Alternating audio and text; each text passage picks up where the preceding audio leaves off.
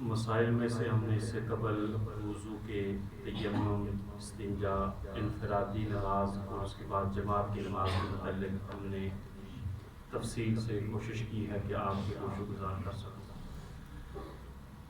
آج سنت فرض نماز کس طرح پڑھتے ہیں اور سنت مؤکدہ اور سنت غیر مؤکدہ کس طرح پڑھی جاتی ہے۔ فرض نماز جب انفرادی ہو اور سنت مؤکدہ اور سنت غیر مؤکدہ کس طریقے سے پڑھی جاتی ہے، اس کے متعلق کچھ ضروری چیزیں سماعت فرما لیں۔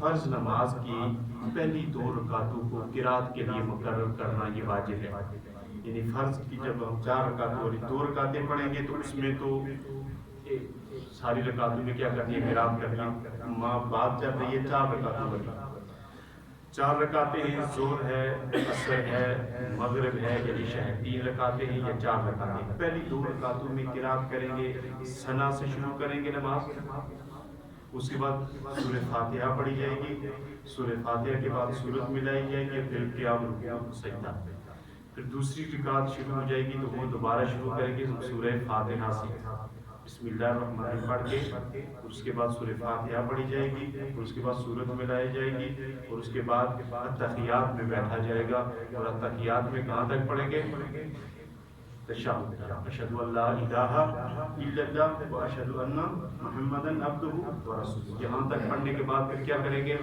کھڑے ہو جائیں گے فرض نماز میں۔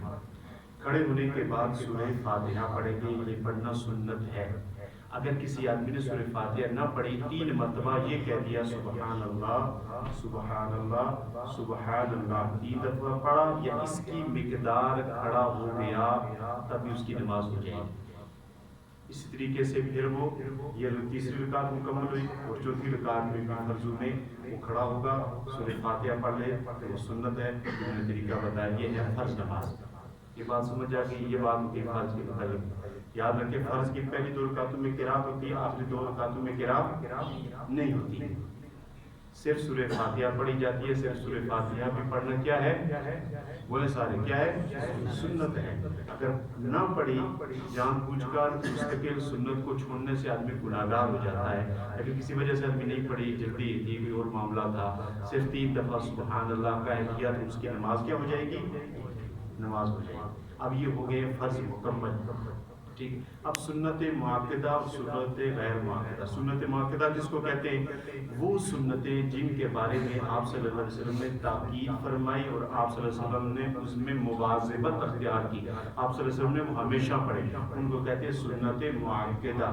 سنت غیر مؤکدہ وہ ہیں جن پر آپ صلی اللہ علیہ وسلم نے کبھی پڑھے اور کبھی نہیں پڑھے، اس پر مواظبت کبھی اختیار نہیں کی، اس کی فضیلت بتائی، جو پڑھے گا اس کا ثواب ہے، جو نہیں پڑھے گا اس پر کوئی پکڑ نہیں ہے۔ سنت جو مؤکدہ ہے، اس کے بارے میں یاد رکھیں کہ یہ سنت سمجھ کر ان کو چھوڑ دینا یہ گناہ کبیرہ ہے۔ سنت مؤکدہ کو یہ سنت سمجھ کر چھوڑ دینا کیا ہے، گناہ کبیرہ ہے، اور عادت بنا لینا یہ بھی گناہ کبیرہ ہے۔ کبھی کبھار رہ گئی تو پھر کوئی اس میں حرج نہیں ہے، یہ یاد رکھیں۔ سنت مؤکدہ کے بارے میں عادت بھی نہیں بنانی چاہیے اور چھوڑنی بھی نہیں چاہیے۔ اگر کبھی کبھار کسی سفر میں ہے، کوئی اور معاملہ ہے، جلدی میں ہے، پہنچے تو جماعت ہو رہی تھی، اب آپ نے نماز پڑھ لی ہے تو جماعت میں، اب اس کے بعد آپ کو اختیار ہے پڑھیں یا نہ پڑھیں۔ سنت مؤکدہ کا وقت کیا تھا، فرض نمازوں سے پہلے، ٹھیک ہے، یہ ہو گیا ہے سنت مؤکدہ اور غیر مؤکدہ۔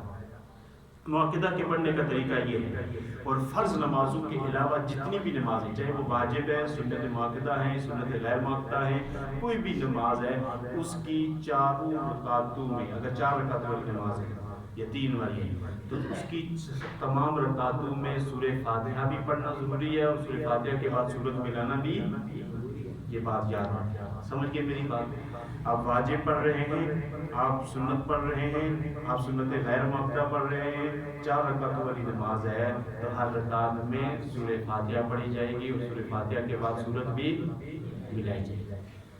سنت مؤکدہ اور غیر مؤکدہ میں فرق یہ ہے کہ جب 4 رکعتوں والی ہم سنت مؤکدہ پڑھتے ہیں تو تشہد کے بعد، اشہد ان لا الہ الا اللہ کے بعد کیا کریں گے، کھڑے ہو جائیں گے، درود شریف اور دعا اس میں نہیں پڑھیں گے، اور سیدھے کھڑے ہو جائیں گے اور پھر سورہ فاتحہ سے شروع کریں گے، اس کے بعد سورت ملائی جائے گی اور پھر چوتھی رکعت مکمل کرنے کے بعد پھر سلام پھیرا جائے گا۔ اب سنت غیر معقدہ پڑھنے کا طریقہ یہ ہے کہ آپ شروع میں ثنا پڑھیں گے، سورت ملائی، سورہ فاتحہ اور سورت، پھر اسی طریقے سے 2 رکعت، جب تیسری رکعت جب آپ تشہد میں بیٹھے ہیں، ٹھیک ہے، قاعدہ اولیٰ جسے کہا جاتا ہے، اس میں آپ تشہد بھی پڑھیں گے، اتحیات پوری پڑھنے کے بعد درود شریف بھی پڑھا جائے گا اور اس کے ساتھ دعا بھی پڑھی جائے گی۔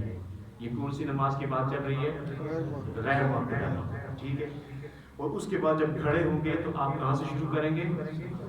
ثنا سے شروع کریں گے، سبحان اللہ سے، اور پھر ان دونوں سورہ فاتحہ بھی اور سورت بھی ملائیں گے اور پھر بیٹھ کر پھر نماز کو اس طریقے سے مکمل کیا جائے گا۔ یہ سنت معقدہ اور سنت غیر معقدہ میں یہ باریک سا کیا ہے؟